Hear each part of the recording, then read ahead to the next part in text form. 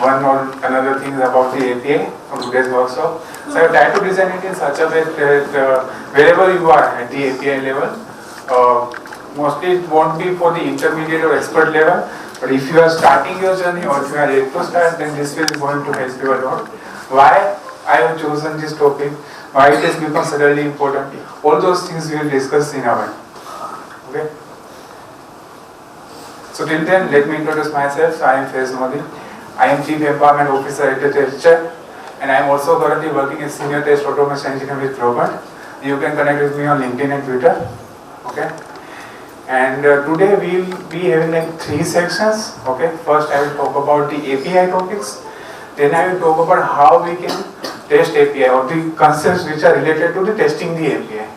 And then the third part will be where we will talk about what are the tools which we can use for testing and test automation purpose. And we will try to have some hands-on labs as well. Okay? If possible, we will try to have that. If not, then we will maybe figure out something later. And for Q&A, what I am thinking that at the end of each section, we can have maybe a small Q&A, and if it takes more time, then we can, after the session, once everything is covered, then we can probably take up it.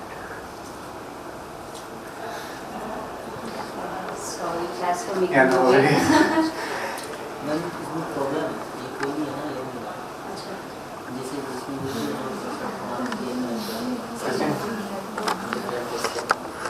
So let's start with first one without any delays. So we will talk about what is API, why it is used, and some other concepts related to API. Yeah. So this is a Wikipedia definition what API is. I don't want to bore you with that. If you want, you can read it. But API generally acts as a bridge between two different kind of, we can say, softwares. Okay. Or it can be sometimes devices as well, which is having softwares. So let me give you one example. That you have created, let me say, a banking application. Okay. Now for that, you will have one website. Another, you will have one mobile app. And the third one you may have is, it might have, the app for the smartwatch or something like that. For banking it might not have, but for social media, I believe they would be available. So for all these different kind of data which we are going to showcase, so we will create one API which will interact, which is help us interact with these different kind of components or devices or platforms. So that is one of the thing. Another thing is whenever there are two separate kind of platforms are interacting, right? One may be created in Java, let's say. Another may be created in PHP. Then how they will talk? Today I am talking in English. Why? Because English is understood by everyone here, right? Let's say if I talk in Gujarati, the only those who know Gujarati who will be able to understand. Others won't be able to understand. So there needs to be one uniform way using which everyone can understand and we can say exchange the data. So API does those kind of things. Now why we use API? What is the need for that? So first is simplicity. So as I mentioned that if there is some uniform thing which we can use to convey the things, then it will help us to remove the bottlenecks or we can say hiccups which we have while exchanging the data. Apart from this, let's say if I want some data, let's say there are many we can say travel related websites, right? So what they do? Do they have like access to all the database of the flights and IRCTC and bus agencies? No. These people expose their APIs and these platforms are able to integrate that. So there is simplicity there. So otherwise, imagine that you are having your database and you need to access it to everyone. So there is many complexity there. Okay, there are challenges, other challenges as well. I will discuss about it in the later part. Reusability. Now let's say I have created something. Many of you might be aware that Selenium was first of all an internal project. Okay, and then then they thought like it will be much help to the community if they make it more public, right? Let's say they hadn't done that. Then what would be our industry situation today, right? Another thing is, let's say I have created something and it can be used by multiple people at multiple times. Okay, so in that case, if I need to expose my code, so it will be problematic for me. There may be challenge because the person might not be having the required understanding how to execute that code. There will be some nuances as well to properly execute that code. So those kind of, we can say, hiccups are also being taken care of. I can create it in a form of an API. Once I have done that, I can just give them the required endpoints, and if it requires the authentication, then I can provide them that details as well. Once that is done, it's easy. Everyone can reuse it as long as they have the required authentication or something. So it helps us to create this reusability as well. Now third one is security. So as I mentioned, that if travel agencies, the companies which are providing these services, like flight companies, train companies, if those companies need to expose their database credentials, then this will be a very huge security risk, right? So they are just exposing the APIs, and they are having different kind of mechanism. You might have heard about API keys as well. Okay, so many of the tools are providing this. So if you have that API key, you are able to access their services. So using API, we can have this kind of advantages. Plus, this same holds good for the credit card information also, right? Yes. Because that's what I was wondering, how without the help of APIs, I don't think it's possible. Yeah, it's. I won't say it's possible, but it's not that much, we can say, easy or secure, because like whenever we are storing financial data, we need to adhere to lots of compliances, right? And we need to do it. We need to store it in an encrypted manner. We need to get it audited as well. So those kind of challenges are there. So if you are exposing it via API, it becomes easier. Also, if they are dealing, so they also need to have some more security, because financial and healthcare related, whenever there is personal data, it's very huge security risk, I can say. So there needs to be some kind of, we can say, more secure mechanism in those aspects as well. But it is of course more, we can say, more easier to access or expose or get via API rather than getting it via the exact actual systems. Now we will talk about different architectural styles. So there are some other terminologies used as well. Some people say these are different type of APIs. Some people say that these are different kind of templates. Okay, I am going to use the terminology architectural styles here. Okay, and it's not necessary all of this is like that. You can find many different terminologies for this. For example, SOAP is also called as SOAP is basically a protocol, but I am trying to simplify the context. Okay, here. So SOAP, this is a very familiar word. Like we use it in our day-to-day life. But I'm not talking about that SOAP here. This simple object access protocol. So whenever somewhere around 90s, this protocol came into picture, and at that time, internet was, we can say, still, I can say we can say, it was like very infant stage, we can say. So at that time, this SOAP protocol was being used to exchange the data via the XML format. And it's not that since it was being introduced around 90s, it's not being used right now as well. It is being used, but with time everything changes. Like previously we were using landlines, then come codeless, now we are using cellular phones. So similarly, and still landlines exist, right? So similarly here SOAP also exists, but we can say the usage has been reduced to a lot of extent. Now this is REST, which is very important for a human being, and also if you are working in the IT world, then also it's very important, because this is the most used API architecture style currently. It is also called as RESTful sometimes. It is just called as REST only. Okay? And here, sometimes many people have this misconception that REST is only, exchanging the data in form of JSON. While it is correct that most of the time it exchanges data in form of JSON, but it can also support some different format like XML as well. This is like one of the most widely used style currently, and it's only little bit newer than SOAP, okay, but it is older than the other two which I am going to talk about in a while. Now GraphQL. before going to this, what happens that whenever we are, let's say, I want to get some detail, okay?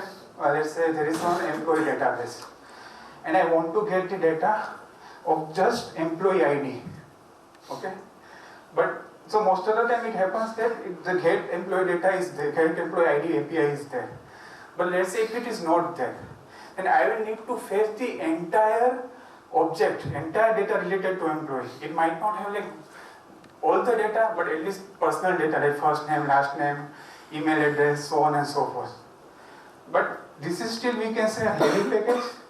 Why I am saying a heavy package? Because when we are talking, so as the technology evolved, as our world evolved, we are like getting newer devices, smaller devices, like smartwatch and everything.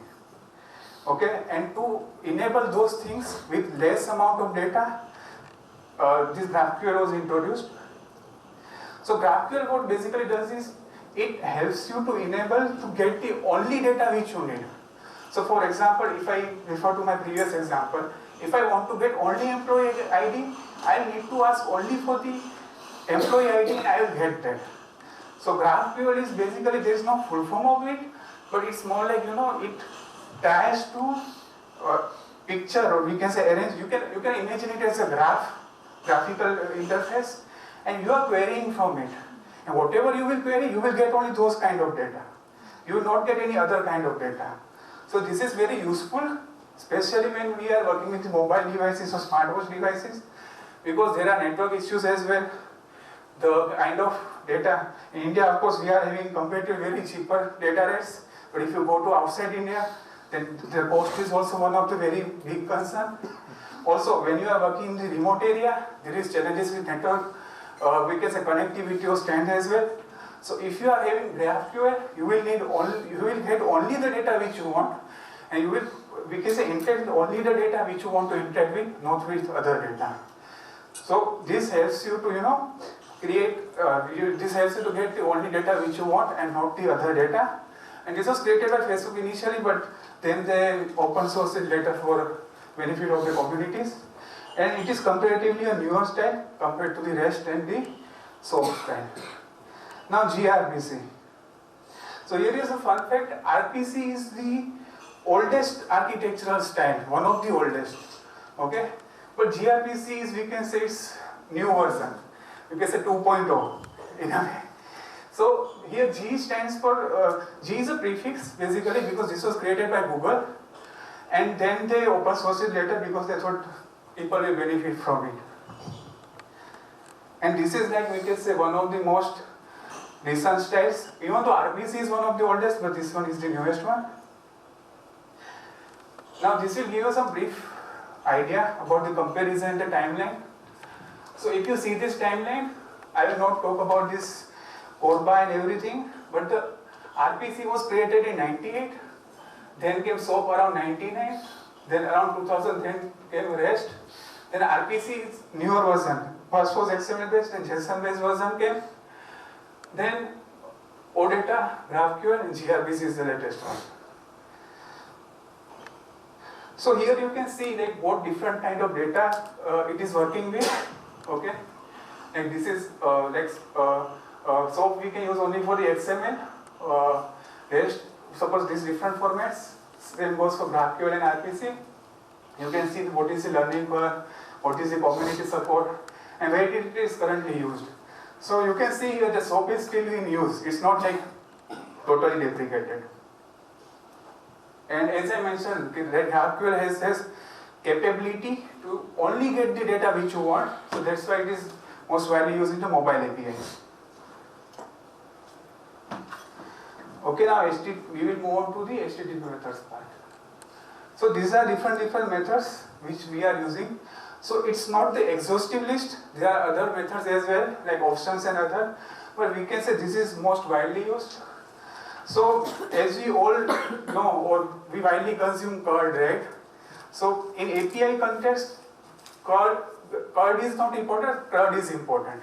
CRUD means create, read, update, delete. Okay, and here you can see what it helps you achieve. So if you want to create, you will of course use post method. If you want to read, you will use the get method. If you want to update, you will use put or page, and if you want to delete, you will delete.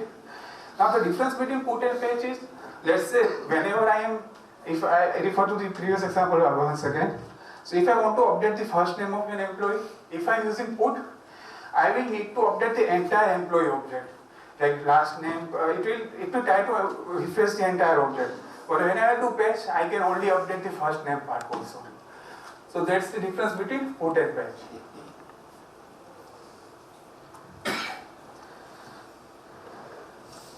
Now HTTP status code.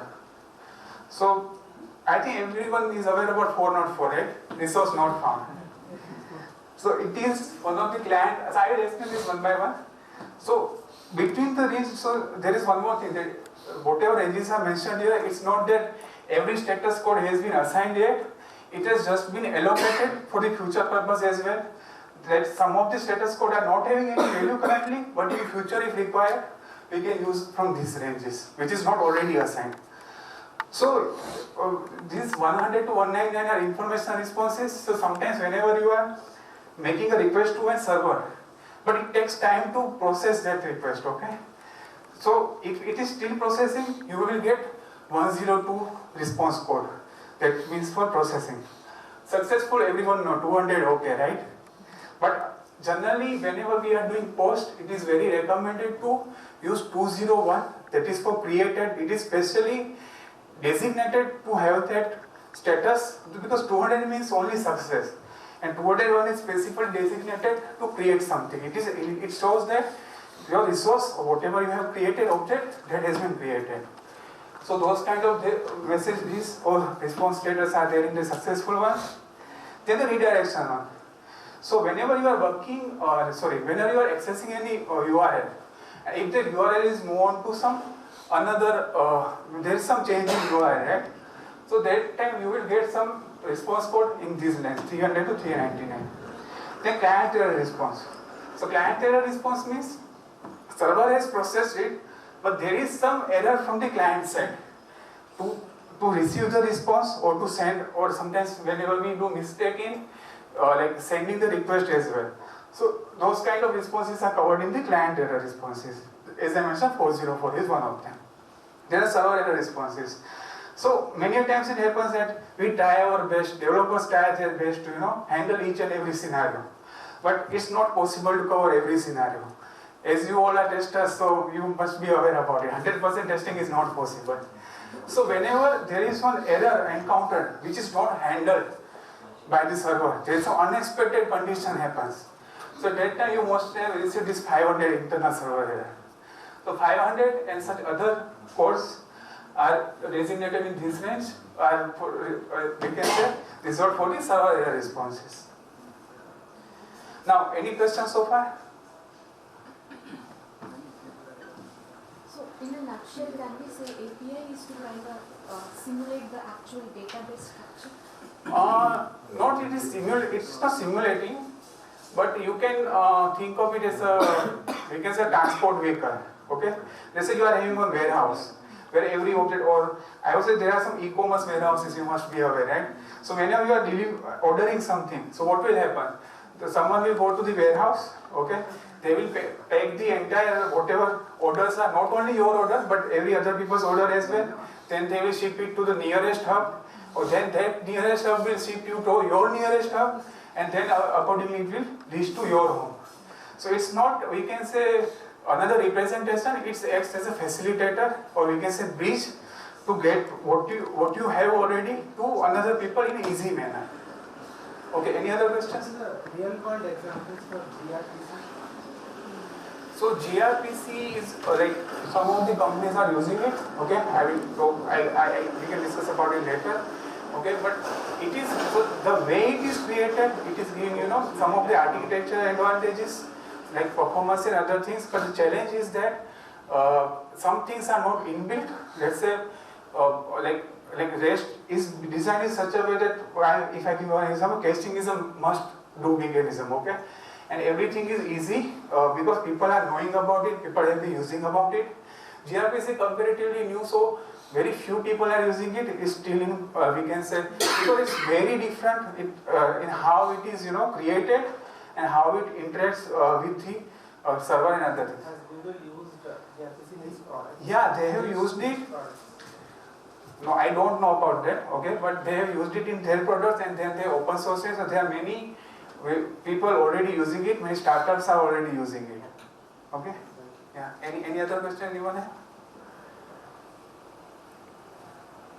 Okay, then we will move to the next part, which is testing the API. So we now all are aware of what are different basic concepts related to API, what is API, why we need to use it, what are the different response status code, what are the different methods which we can use to create, read, update or delete the data, right? But how we will test an API, how we should test an API. So whenever we are testing any API, so we need to think from these three perspectives. First one is functionality. So as the name mentioned, you can already assume that whatever the API is supposed to do, we need to ensure that it is working as expected. Now, if I tell you that if any API is giving me 201 for post, or let's say if any API is giving me 200 OK, so does it mean my testing is ended there? Okay, no. So then what do you think we can do next? We should validate the response Okay. and try to automate. Yes, try to automate. But let me give you one example. There are two APIs created. One is for creating normal user, one is for creating admin user. And you are getting 201 and you are like, okay, your user has been created. But then you somehow later realize that the normal user is also creating an admin user. So you are okay, you are correct that we need to validate the response. But we need to also check it somehow. There are multiple mechanisms. One, you can use a GET call to actually see whether whatever you have created is being created as expected or not. Because if I have created a normal user, and if I am fetching the list of the normal user, and if it is not there, then I can understand, oh, there is something wrong. Even though I got that success error, so success message, but it's still not working. One another thing is, we can check on the database layer as well. Very obvious is we can check in the application, but in application it may happen that if there is something wrong at the API side, other API or the database side, they might be getting wrong information. So it is always better to check it via API or database as a first approach, and then check it via the UI. Also, you can see some different error negative scenarios as well. And let's say there is one mandatory parameter. Let's say when I am creating any employee, PAN number is mandatory, right? In India at least. But let's say if I remove the PAN number data, I keep it as a blank, I keep it as a null. I remove the entire that field whenever I am creating user, then what will happen? How it will be? So those kind of scenarios we should cover as part of the functionality testing. Now the next one is security. So if I want to create, so let me give one another example. There is a school website, okay? So there will be teacher, there will be principal, there will be students. So should students be allowed to, evaluate the other people's scores? No, right? So we need to have some kind of different mechanism or some kind of, we can say, role-based access or something to prevent them from doing that. Right? So that is one of the examples of the security. So here security can be taken in different perspectives.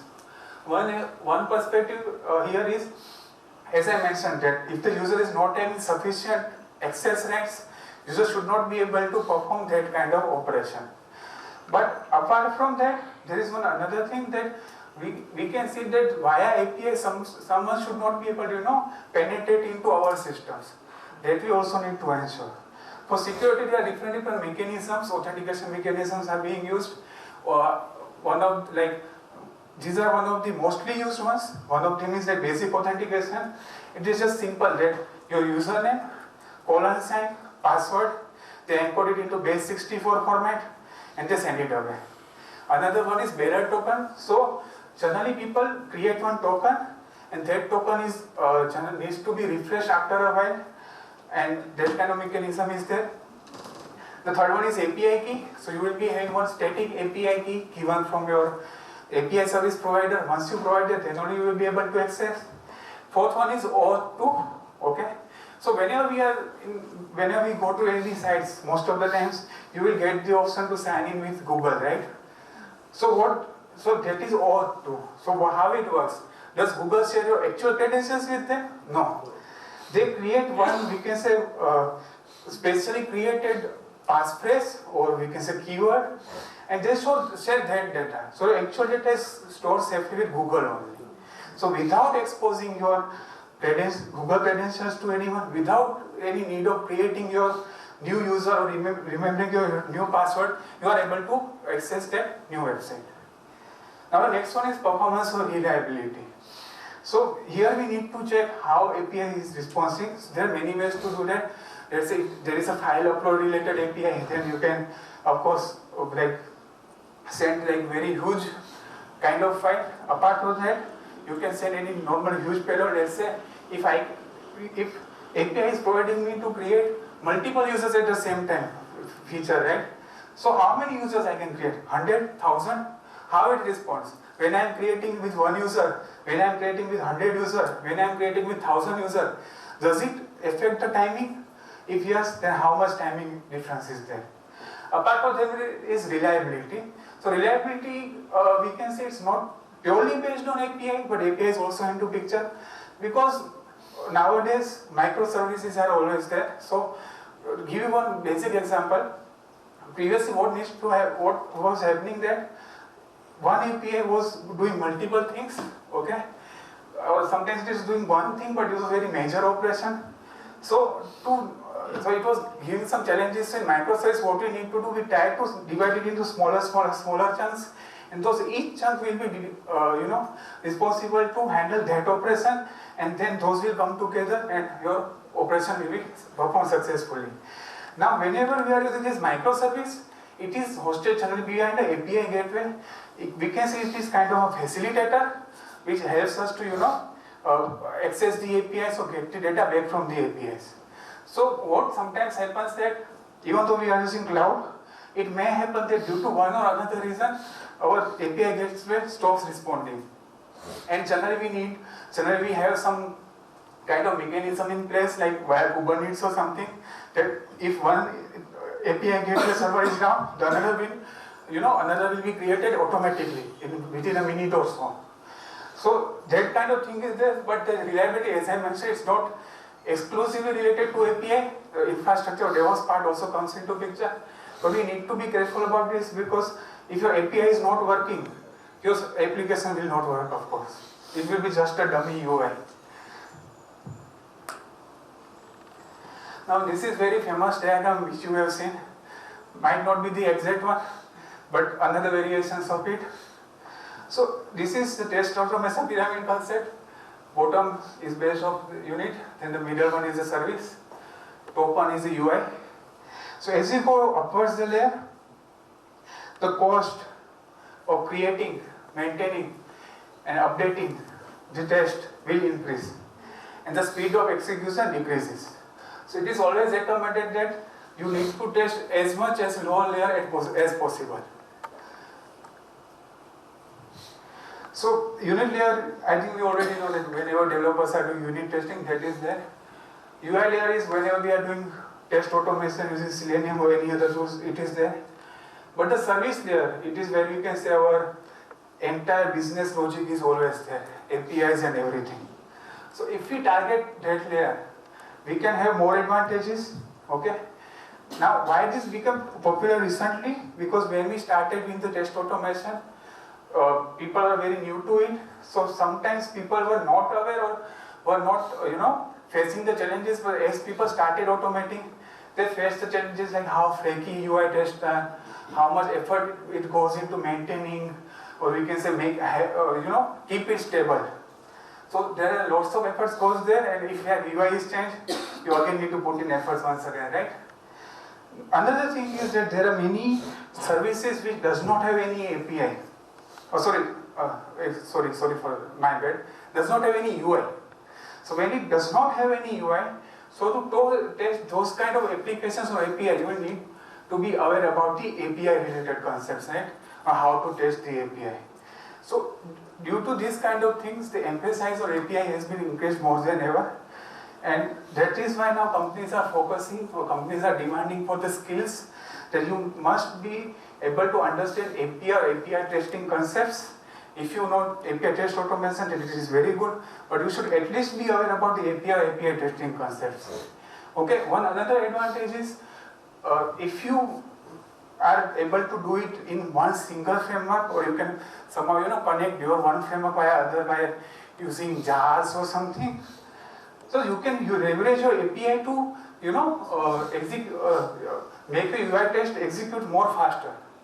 So let's say I am creating one user.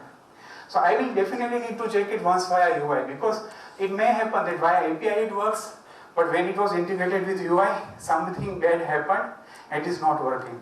So definitely I will need to check it once via UI, that whether I am able to create user via UI or not. But let's say I have 20 different test cases regarding updating or deleting the user. But to have the isolation in place, we don't depend on one user of pre-created data. We generally create new one each time, so that let's say my create user test is failed due to any reason, it shouldn't happen that my modification or a delete test case is failing just because there was no user. But if you create user via UI, let's say it is taking 2 minutes time. So in that 20 cases, you will need 40 minutes time just to create user and then actually perform your actual operation or actual test case, which was modifying or deleting the user, right? Now, if you will do it via API, you will be able to do it in probably max to max 5 seconds. So if you integrate that API, so that part where you are creating user via UI, so there should be one separate test, of course. I am again emphasizing what I am not saying completely remove it, because it may happen that if the create user is broken from UI, you won't be able to understand it. But there are other test cases where you don't need to create, but you are just creating as a prerequisite. If you replace that, so if you are reducing time from 2 minutes to 5 seconds for each test, then you can imagine how it will be beneficial for 20 tests. So those kind of advantages we can also have.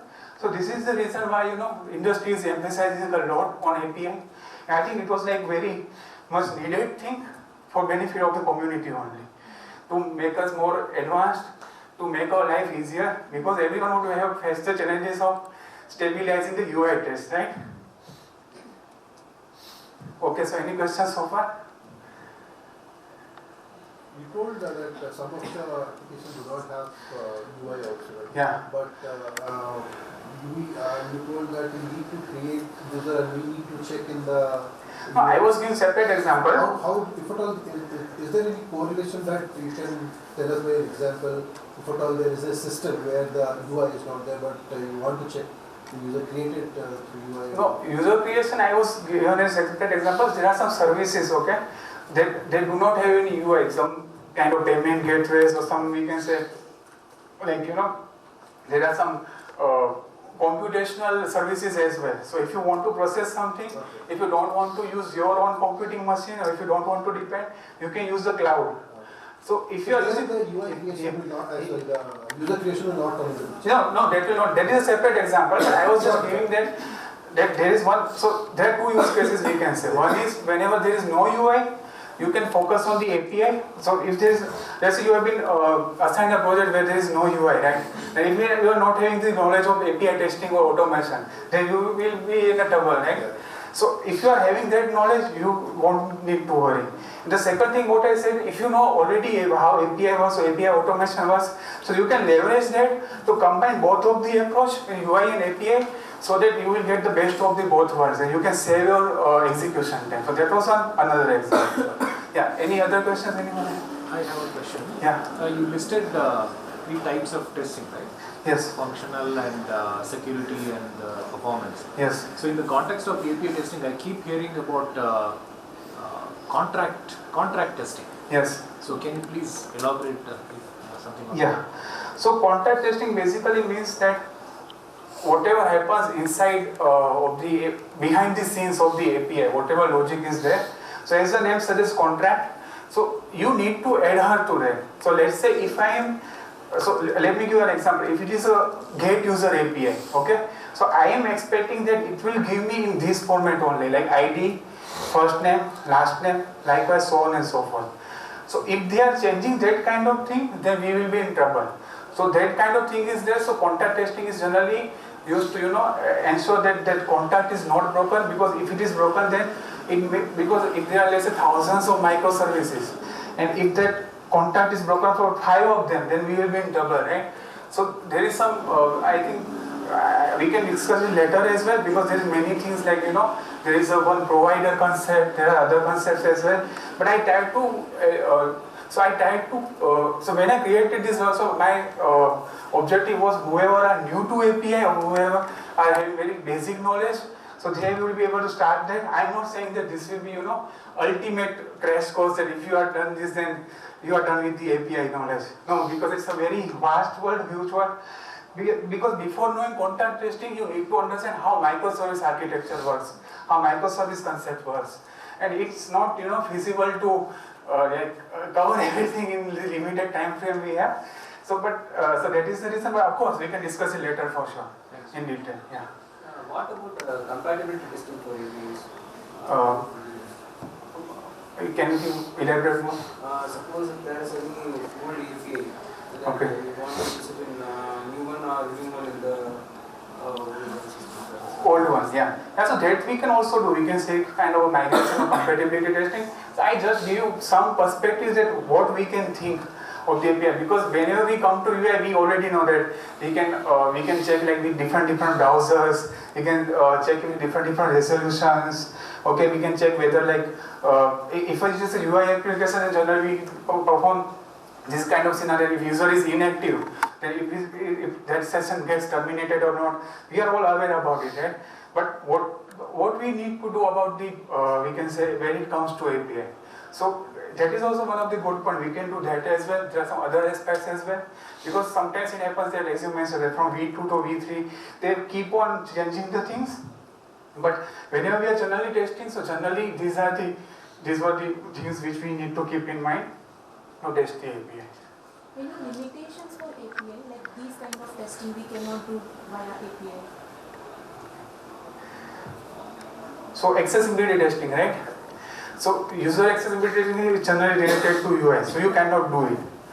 Okay. In terms of functionality and functionality, you can almost do everything, because see, whatever we are seeing or whatever functionality which we are performing via UI.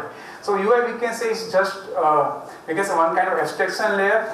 It provides us the ease, because everyone is not having the expertise or required knowledge to get the things done via API. So whatever related to UI you cannot do, but whatever related to the actual functionality you can do each and every kind of testing and scenarios. Yeah. Can you throw some light on these performance testing tools? I heard about them. Yeah. So do they do the performance check on the APIs as well as the browsers, or how is it? No, it does not perform on the browser. Okay. So how it is used basically is that whenever we try to simulate. So there are different kind of scenarios. Okay, roast testing, stress testing, soft testing, spike testing. So depending upon our scenario, volume testing is also there. So according to our scenario, let's say load testing. So generally in load testing we generally try to do it with the expected user load or little bit higher than that. Purely with APIs. And when they stress, so we generally try to stress the system how it works. In spike, we can design it in a way that let's say it starts with 20 users. Then it comes suddenly to 20,000. I'll just give one example, and then it comes down to 20 again. There is some spike because let's say when some sales happen on these e-commerce sites, right, in the festive seasons. So there is of course a spike in traffic. So, but it actually works with the we can say API only, not in the UI. For UI there are different tools. So one of the very basic is Google Lighthouse. So in every of the Chrome browser you are having, in the dev tools there, you will be able to access that. It is a very basic level, but it is very good.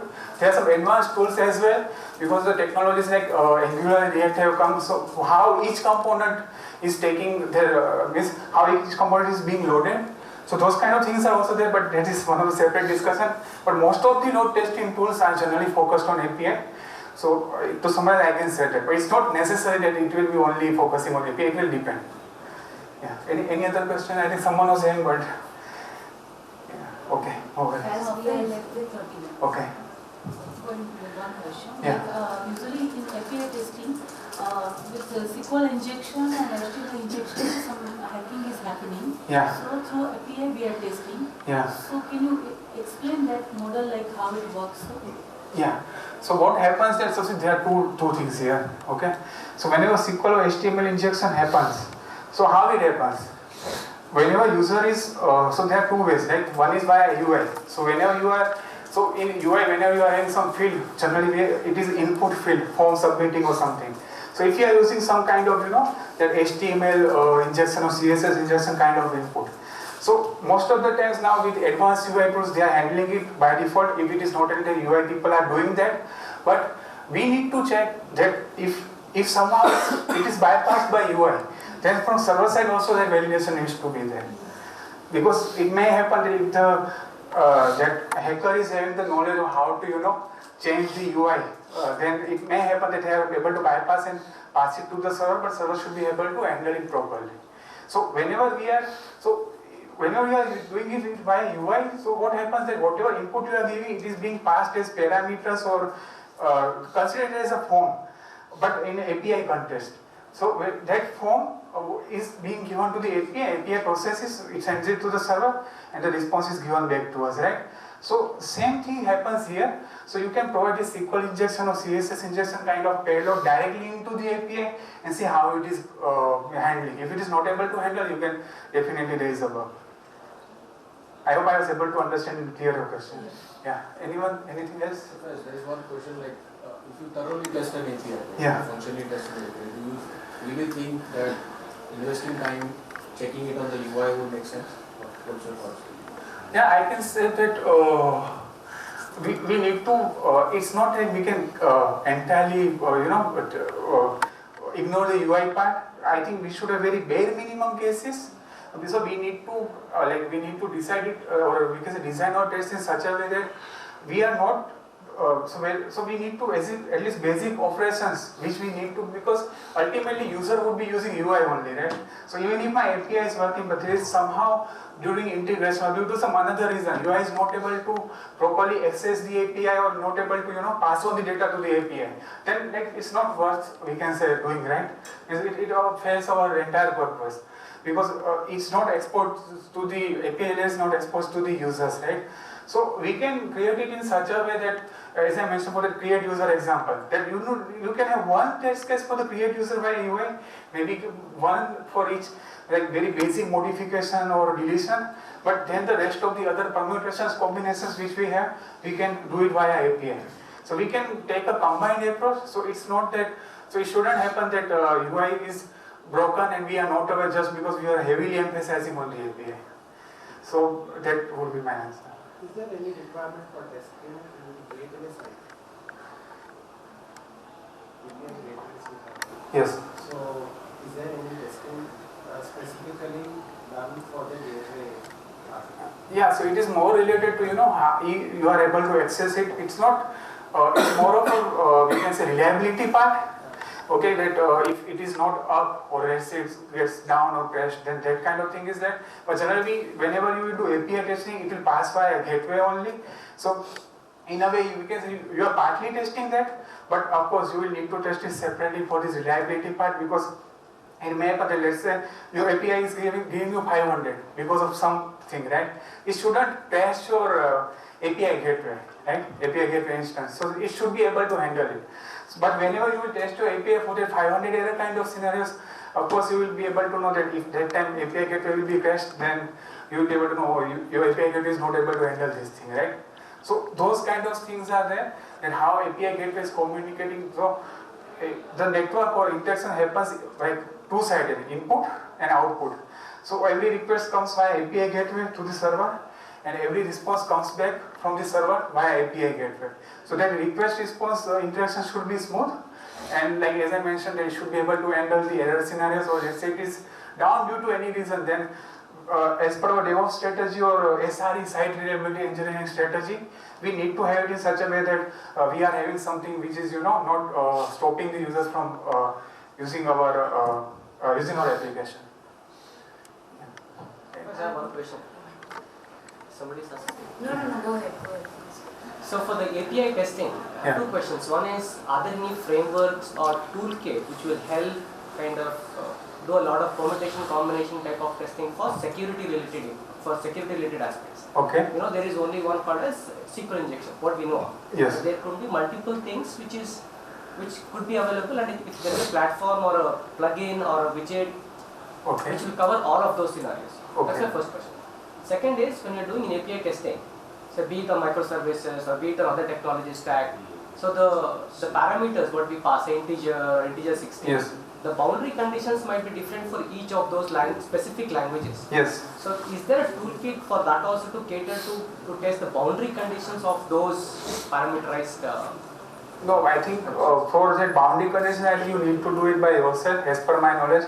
For security, there are some resources, plugins I am not aware of, but the resources there are there that it is providing you different kind of payloads which you can give it as input to your API, and when you are giving those payloads to your API, it will be able to check whether your API is able to handle that scenario or not. So there are some payloads available, so you need to pass it on to your API whenever you are requesting for that API, so you can do it like that. And apart from that, for the boundary value, you can do it by yourself. So that is the thing. There is no as such frameworks or. It might be, but I am not aware about it for the boundary value. But for security, there are definitely different kind of payloads which you can have. So you can get it in JSON or any other format, and you can replace it by yourself, or you can write some script in Java, Python, or any other language that will fetch the data from there. Put it in the payload and make the request. Thanks. Yeah. Any other question? Anyone has? Okay, alright. So we move on to the last part. It is testing and test automation of API using tools. So, like till the time what we are discussing, like we were thinking from our brains, right? But are we able to test the API via brains? We'll need something to send the request and get the response.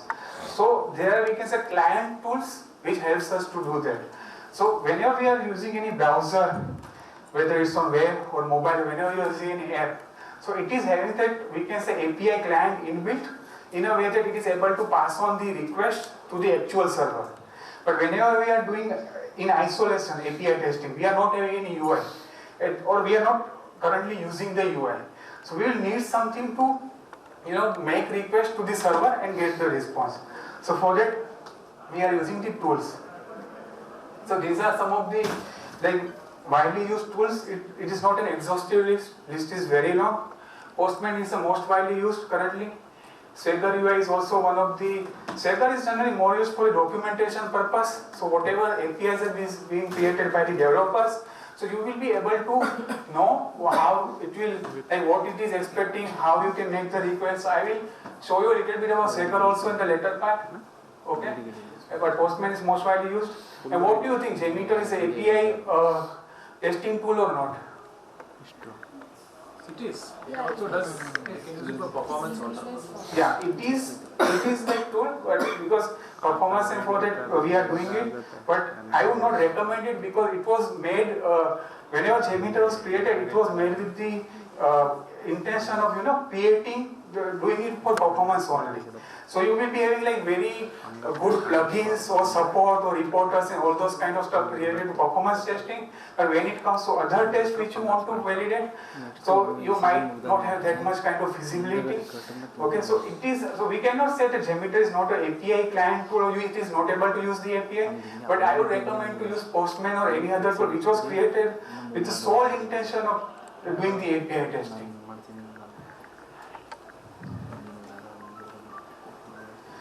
Now, these are some of the client libraries used, libraries, framework, tool, modules, you can name it whatever you want to call it, across different languages. So rest assured is for Java, I think all of you must have heard about it. Then the request module is for Python. It is not the only one, there are some other libraries for rest assured as well. It's not named rest assured, but it is similar to rest assured in Python as well. The rest is for C#, okay? it is not only one, but we can say most widely used or by the community or the people which are doing API testing. Supertest is for JavaScript or TypeScript. You can also use tools like Cypress or Playwright as well, but this is like more of a library or module designed only with the focus of the like testing the APIs.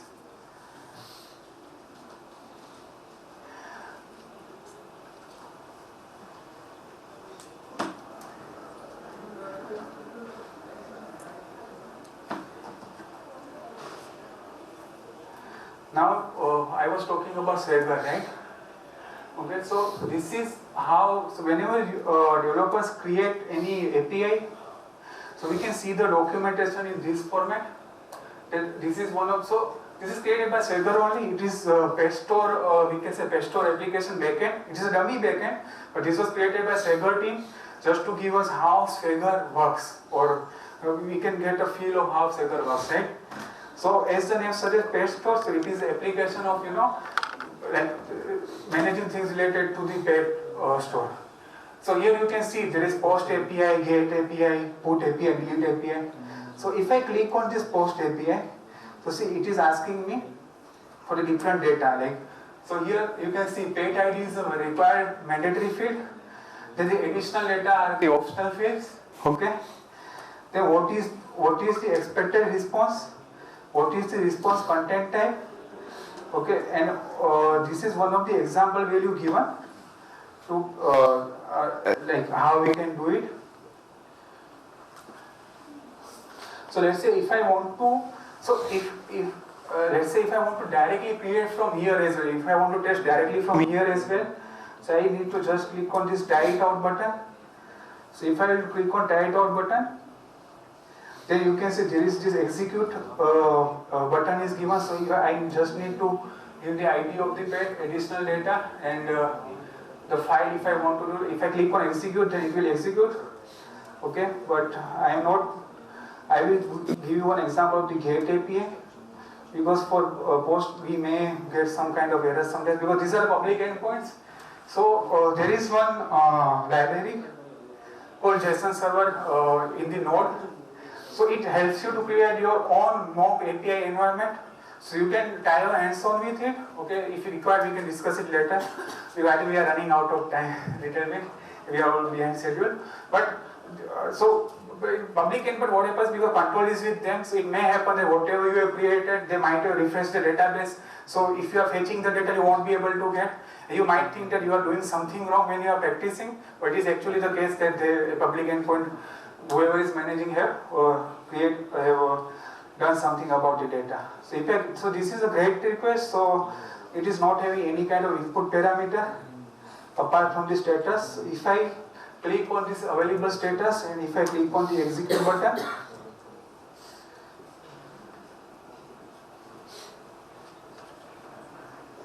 so we got the responses now.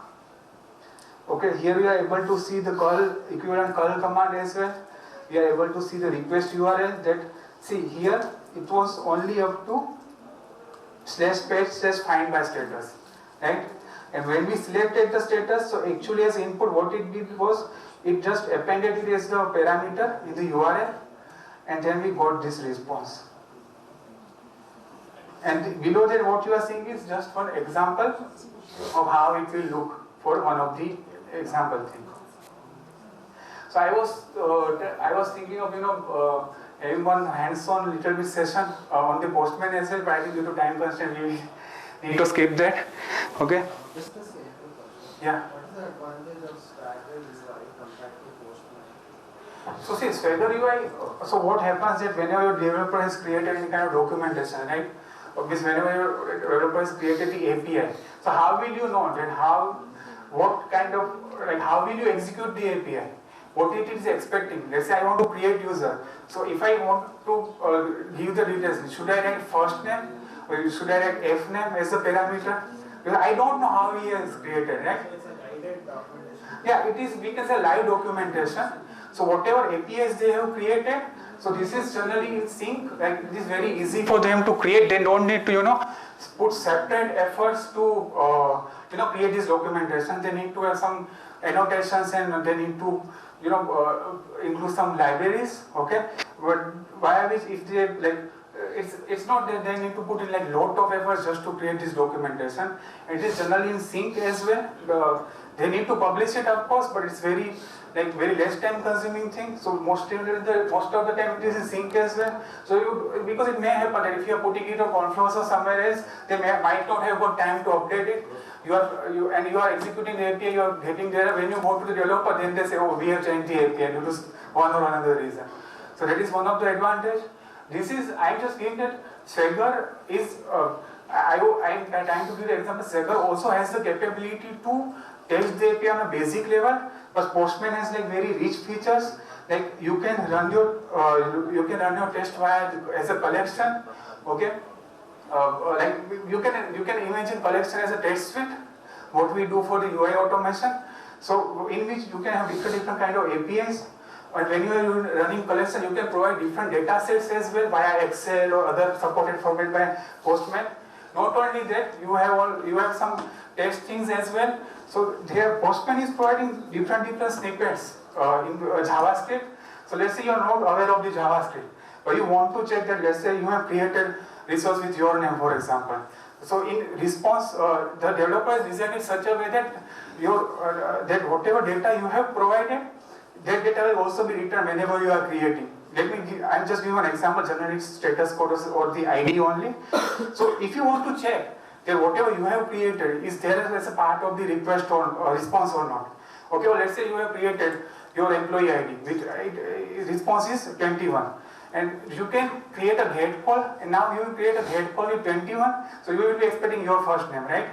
So in the response part, so from JSON it is providing some predefined snippets as well, Postman, using which you just need to click, and it will give you one format. You need to just replace the expected text part with your name, and using that it is kind of an assertion mechanism. So you will be able to understand that whatever you have done, whatever you have created, it is actually working. Whatever you are expecting, the response is there. Also there is CLI runner called Newman, which you can use and leverage for CI/CD and other purposes as well. So Newman, we can say, is the CLI version of the Postman. So I would not recommend it to create or execute your test or designing your test, because it's CLI, but it's more a kind of a runner. So whenever you're not having any UI in the CI/CD environments or in the cloud or in those kind of things, you can leverage it at that point of time. So Swagger, I would recommend it as a, we can say, testing tool, but it is having the capability to perform basic level of testing, plus you can get all the required information as well. Also, if you click on this URL, you can directly import this as a collection in your Postman as well. So all the APIs which you are seeing, so you don't need to design or write it in your. So whenever we are doing UI testing, let me give a very quick example. So we need to design that test. We need to find the locators. We need to create the action methods. We need to we can say stitch all the pieces together to create one test, right? So similarly, in API you will also need to you need to provide the endpoint URL. You need to provide what it is expecting as a parameter or body. What kind of tests are there? Okay, but if you will, so there are thousands, hundreds of API. Then how much time it will take to write each and one API's specification or high-level test in the Postman, right? So Swagger providing that functionality as well, that if you click on this, you can download this and you can import it as a collection. So you will have this same set of APIs, not with the data of course, but the same set of API will be there, so you can just pass on the data and start your testing quickly. So that kind of functionality Swagger provides. I would recommend it as a testing tool, even though it is having the testing capability, but I won't recommend it in that manner. Yeah. Any other questions, anyone here?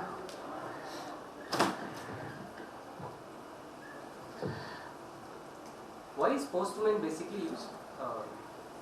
Any major advantages than you have experienced personally? Yeah, so Postman, we can say. Postman. Yeah, Postman. Postman is. Postwoman. No, Postman is one of the used tools, but I have not used it personally. Okay, it is also one of the widely used tools as well, but it's not that much used as Postman or Insomnia, other tools as well. Yeah. Yeah. Any other question, anyone here? So in REST assured, what happens? I design my lab as well, but you can just start with these two dependencies. Okay. One is for, so I will just give you a brief details. So whenever you are creating one Maven project, so this is like we are saying that we need to use GoT version of Java, because whenever we are creating Maven default archetype template, it will generally creates with Java J2SE 1.5. So if you are specifying this, it is able to understand what JDK version it needs to use. There are dependencies concept. There are two dependencies only required to just start with it. It is not everything. But if you want to start your basic thing, you can just start with REST assured and TestNG. TestNG is required as a, we can say, test enabler, testing framework, and REST assured is having like very much capabilities of that.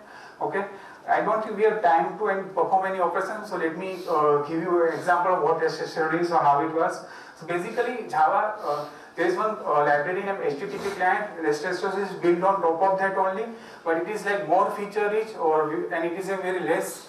Like it is very easy to use, I can say.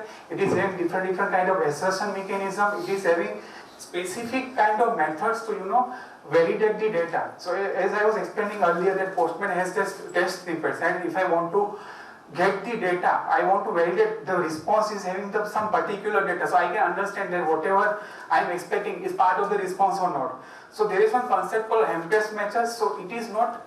So that is also included as part of the REST assured. As a transitive dependency thing, so that you don't need to create specific methods to just to validate the data. And what you need to do that I think all would be aware here with experts or CSS selector concept. Anyone is not aware, I can briefly explain that as well. Okay, so we use this concept to find out the elements, right? So similarly, like as I mentioned before, REST is the most widely used architectural style, and JSON format is one of the most widely used, we can say, response format for the REST thing. So in JSON, you will be having like lot of key value pairs. So if you want to traverse, or if you want to fetch or interact with any particular key value pair, so you need to use a concept called JSON path. And whenever you are finding it via JSON path, once you have stored it in any other variable, then you can probably, so let's say if I fetched it via it, and I then just need to maybe use that hem test matcher concept to assert that, and then I can move ahead. So in this, there is one more thing that BDD is widely used, because how it enables us to collaborate with the business stakeholders as well as business and non-tech stakeholders as along with the tech stakeholders. So REST assured also provides BDD stack in the given and then Gherkin keyword format. So anyone anyone is not aware about this Gherkin format or given and then thing? Everyone is aware, right? Okay. So what we need to do whenever we are creating any request in the given part, we can use the prerequisites. So whatever is about payload data, those kind of stuff we can. So there are some methods provided given. Whenever we type given dot, it will give you automatic suggestion by the ID that what kind of things you can provide. You can set up your header data, you can provide the cookies data, you can pass on the payload data as well. Okay, then you will use when keywords. When you will use when keyword, after that you need to use this get, post, put, fetch, whatever method is there as per your need and requirement. Once you are creating that method, so given part is just setting up the data. When you use the when keyword and you use the actual get or something like that, at that time only pass on the request to the server. And then part is used for the assertion field. So we have set up our test with the data. Now we are passing on our request. Then using the then part, we can get the data, we can perform the assertions whatever you want. So that style is also supported by REST assured, but it is not the only given style. Depending upon your requirement, you can use the concepts like request specification and other things as well. But this is like so why REST assured is we can say more famous or most widely used in Java. So because it is in this kind of inbuilt mechanism for assertion, this kind of we can say easy to remember keywords and methods. To have we can say create easily and understand easily how we can make our tests. So this is very brief for you about the registration. Most limited to Java. Yeah, registration limited to Java only. Okay, but depending upon your language, as I mentioned, you can use different kind of modules or libraries or like advanced tools like Playwright and everything. Yeah. So Playwright is one exception because Playwright is providing like different language support as well.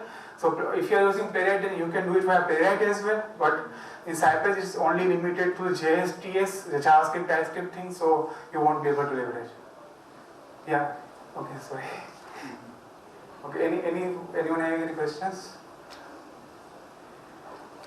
So these are the reference credits. So API definition I refer from the Wikipedia. This API architecture comparison. So it was created by Altexsoft in a very detailed manner, but Alexu like visualizes it in a better manner. So if you remember that diagram, we compare different architectural style, right? The timeline and what it supports. So it was referenced from there. Then the response status code, you can refer to this MDN web docs by Mozilla. Test automation pyramid, you can refer to Martin Fowler. The Pastor API playground, which we discussed. So you can actually, so there was one URL as I mentioned there, right? So you can just Google or you can maybe reach out to me and how you can use that JSON view and to import into your collection, how you can start using it to practice your API related things. It is not only playground available, but I just given you as a reference because it is in good documentation as well. Okay, and this standard template was Faiz Khan will help me with that. So that was it from my side. If you have any questions, then we can discuss. And sorry for the initial hiccups, and I have planned labs as well, but due to time constraint, I was not able to do that. So really sorry for that. But you can definitely reach out to me. Okay, anytime, if you have any doubts regarding to these concepts or anything related to API automation, UI automation, or automation in general. Okay, so if there are any question and answer, we can discuss now.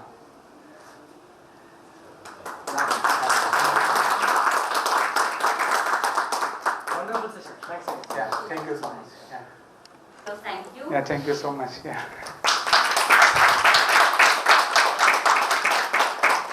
Thank you so much. Thank you so much. Yeah, thank you.